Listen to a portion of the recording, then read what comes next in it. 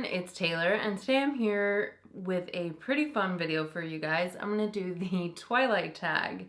And yes, you heard that correctly, I am doing the Twilight Tag.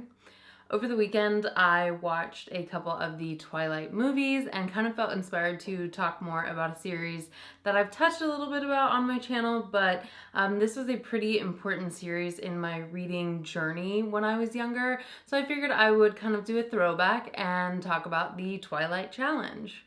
Jumping right in, question number 1 is, what movie and book are your favorite in the series?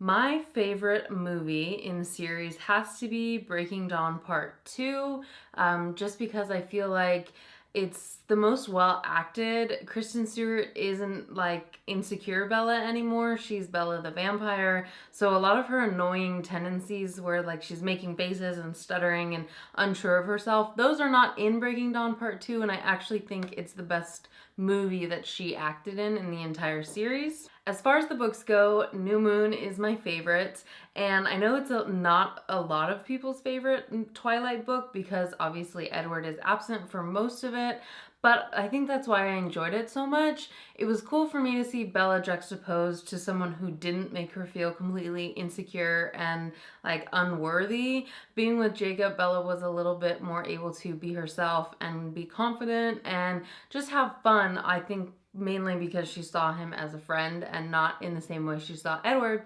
but it made it more of a enjoyable reading experience for me. Question number 2, what has your experience been like with Twilight? So the way that I saw this question explained was that it's kind of talking about your origins with the series. When did you find out about it? How did you get into it? That kind of a thing.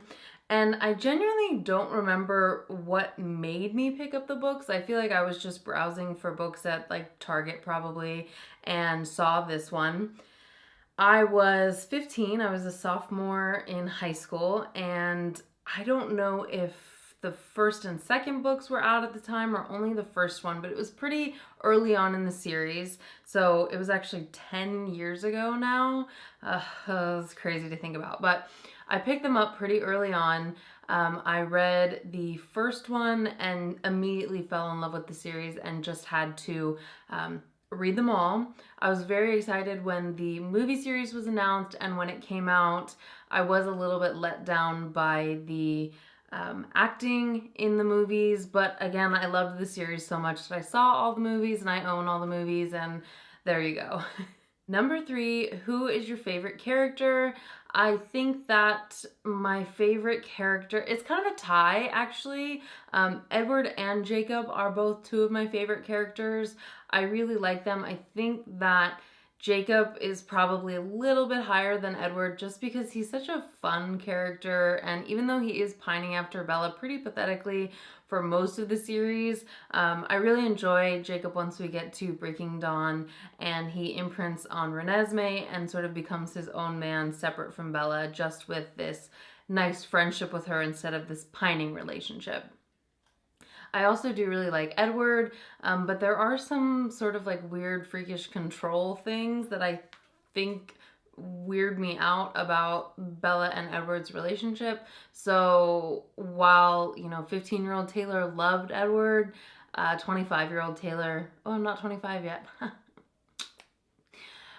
While 15-year-old Taylor loved Edward, the, almost 10 years older version of me doesn't really have that same like insane attachment to him. I like the character, but I do think there were definitely some problematic things about his relationship with Bella. Number 4, Team Edward or Team Jacob. I clearly just went into the reasons why I like both characters, so this one is particularly hard for me. I would probably say Team Edward just because I do enjoy the Renesmee and Jacob relationship later on in the series. So by default, I've got to go Team Edward. Number 5, who is your favorite Cullen? I have to go with Rosalie, even though she's technically called Rosalie Hale, but she is of the Cullen Coven, and I just really think she's a misunderstood character. She's definitely a better character in the books than she is in the movies. While I do really like Nikki Reed as an actress, I feel like they didn't give her enough material to work with, And I do think that the character overall in both the books and the movies becomes more dynamic as the series gets later on. So in Eclipse and in Breaking Dawn, I really, really enjoy the parts of the book where we get Rosalie's backstory and we get to know more about her life before she was turned and how she was turned and all that stuff. I thought that it was really cool getting to know her story. So she is my favorite of the Cullen clan. Number 6, what is your favorite song or soundtrack from the Twilight series? Overall, throughout the entire movie series of Twilight, the defining feature of all 5 films was the music and the scores. I definitely recommend all of the soundtracks. I still listen to them today and have found some of my all-time favorite songs by listening to those soundtracks, so I would highly recommend listening to them.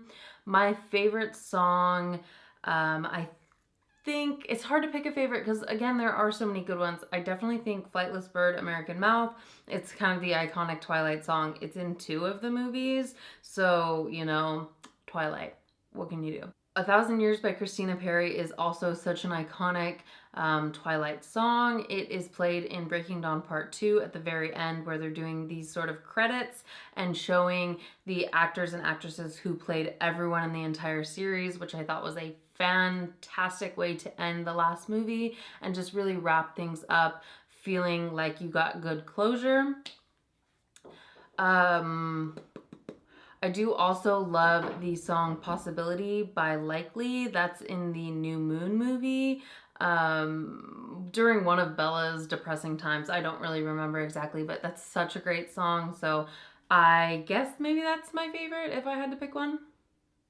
Number 7, how often do you watch the Twilight movies? Not that often, to be honest. If one is on TV, I'll watch it, or maybe once a year or something. The original Twilight is on Netflix, so I have watched that occasionally. But this past weekend, I was really, really in the mood to watch a Twilight movie for some reason, and I wanted to watch the Breaking Dawn movies. So I went ahead and bought like the complete set of movies on iTunes. So last weekend I watched 3 Twilight movies, and that's kind of like 3 times my annual average, so I'm on a roll for 2017. Question number 8, vampire or werewolf? In this series, I'm gonna have to say vampire. The thing with the werewolves that just always weirds me out is that when they turn, they burst into wolf-like form and their clothes burst with them. But then once they turn back, they still have their clothes on. They have their shorts on, at least, which I'm just like, okay, obviously it was for like the PG-13 rating, but when your clothes explode, they don't magically like reform after, so that kind of irritates me about the werewolf mythology. But I think in general, the vampires are kind of, there's no bad things about being a vampire in this series, obviously, except like if you have a problem with drinking blood, that could be a bad thing. But as far as like the vampire side effects of burning in the sun or like garlic or crosses or whatever the various vampire mythology is, we don't have that stuff in this book. Obviously, the vampires are very sensitive to flames because that's how you destroy their bodies. But other than that, like, there's not a lot of drawbacks in this series to being a vampire, so I'm going with vampire. Number 9, what vampire superpower would you have? And if you're not that familiar with Twilight, you're probably asking yourself, vampire superpower, what are you talking about? Well, in the Twilight series, there are some gifted vampires who have special abilities. Not all of the vampires have these things, but you know, it just so happens that the majority of the Cullens have a special ability. So while it's being told to us that it's rare for vampires to have the abilities, it just so happens that a bunch of them who do have them manage to be in the same group. All right. Back to the point, I would probably choose Edward's vampire superpower if I could. I've always wanted the ability to read minds, and even non-vampire related, when people ask the question like, what superpower would you want if you could have one?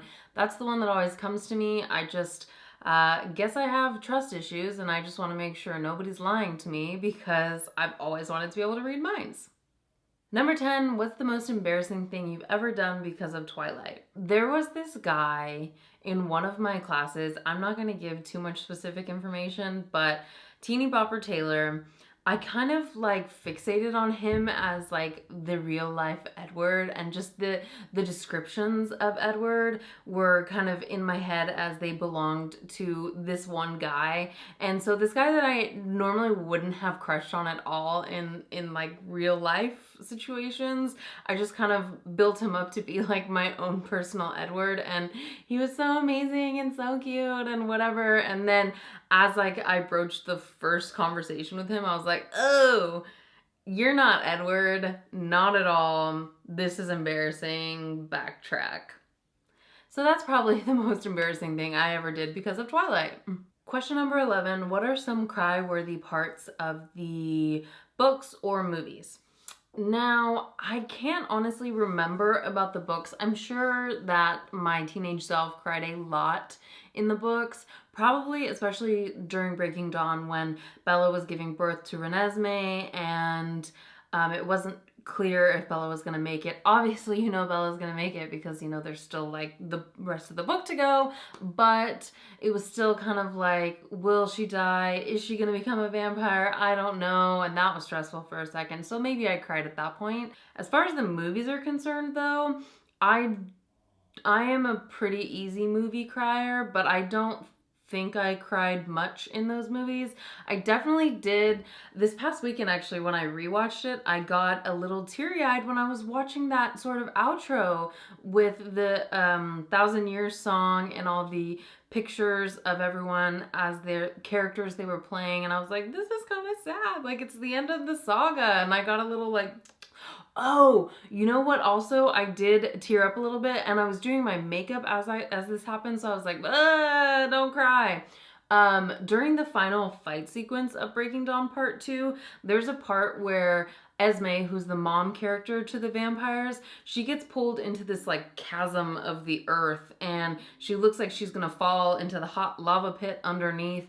And Leah, one of the werewolves who's always like been a self-professed vampire hater, actually jumps into the pit and gets the evil vampire off of Esme, and then Leah falls to her death, and then Esme, who's just like the typical like wonderful maternal character, just has this look on her face as she watches this young wolf fall to her death, and she just looks devastated. And I'm like, Mama Esme. And Leah died to save Esme, so it was clearly like her showing that she was growing and that she felt some vampires were redeemable, and it was just totes emosh. So got a little choked up there. Definitely that was a emotion worthy part of the movie. Number 12, name all of the movies from your favorite to least favorite. Breaking Dawn Part 2, Breaking Dawn Part 1, New Moon, Eclipse, and then Twilight. And Twilight, even though it is like the first installment in the series and it kind of opens you up to this whole world, I did like the book a lot more than I liked the movie.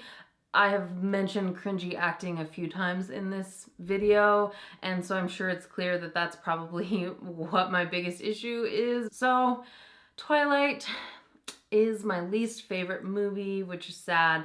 But by Breaking Dawn Part 2, I feel like everyone has stepped up their game. Bella is not a human anymore. She's a badass vampire, so she doesn't have those little like things that she does. And I think it ends on a very, very strong note. So we've come to the end of the Twilight Tag, and I really enjoyed getting to sit down and sort of delve back into the mind of my teenage self and see what I thought about the books at the time versus what I think about them now. And I really hope that you enjoyed getting to experience this with me. If you did, please give the video a thumbs up and subscribe to my channel for more videos from me.